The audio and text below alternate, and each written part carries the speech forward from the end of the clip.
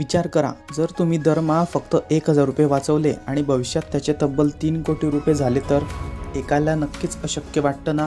पण भारताची सगळ्यात मोठी आणि खात्रीशीर बँक SBIच्या एका खास प्लॅनमुळे हे खरोखर शक्य आहे. बरेच लोक वर्षानुवर्षे गुंतवणूक करतात, पण तरीही त्यांना करोडोंचा परतावा का मिळत नाही? त्यामागचं सर्वात मोठं गुपित आणि योग्य पद्धत कोणती, हे जर तुम्हाला जाणून घ्यायचे असेल तर हा व्हिडिओ शेवटपर्यंत नक्की बघा.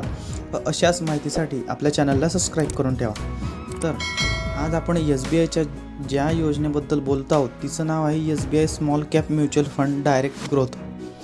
हा फंड 2013 पासून म्हणजेच गेल्या 12 वर्षापासून सुरू आहे आणि याने दरवर्षी सरासरी 24% इतका उत्कृष्ट परतावा दिला आहे.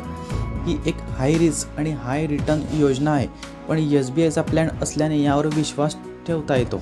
जर तुम्ही यामध्ये दरमहा 1,000 रुपयांची सामान्य SIP सुरू केली आणि 25 वर्षापर्यंत ती सुरू ठेवली तर तुमचे एकूण 3 लाख रुपये जमा होतील आणि मॅच्युरिटीला तुम्हाला सुमारे 1.2 कोटी रुपये मिळतील. पण 1.2 कोटींचे 3 कोटी कसे करायचे?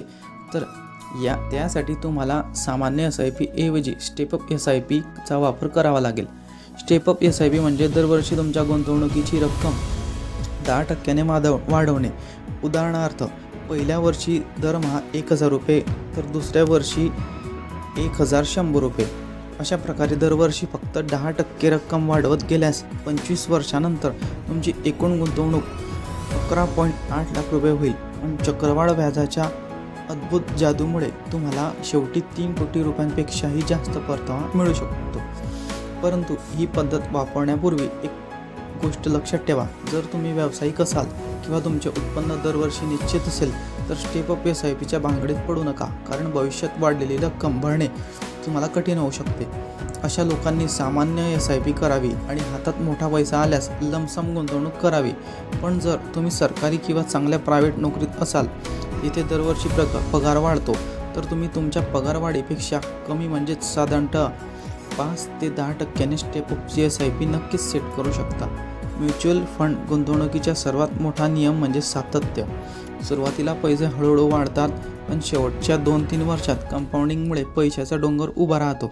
त्यामुळे मध्येच कधीही पैसे काढू नका आणि गुंतवणूक सुरू ठेवा. माहिती आवडली असेल तर व्हिडिओला लाईक करा व चॅनलला सबस्क्राईब नक्की करा.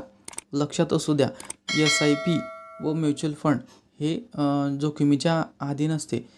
कृपया तुम्ही सर्व जे कागदपत्र व डॉक्युमेंट आहे ते चेक करूनच SIP खरेदी करावी. तुमच्या सल्लागाराशी सल्लामसलत करून SIP निवडणे हा फक्त माहितीच्या उद्देशाने हा व्हिडिओ तयार केला गेलेला आहे. धन्यवाद.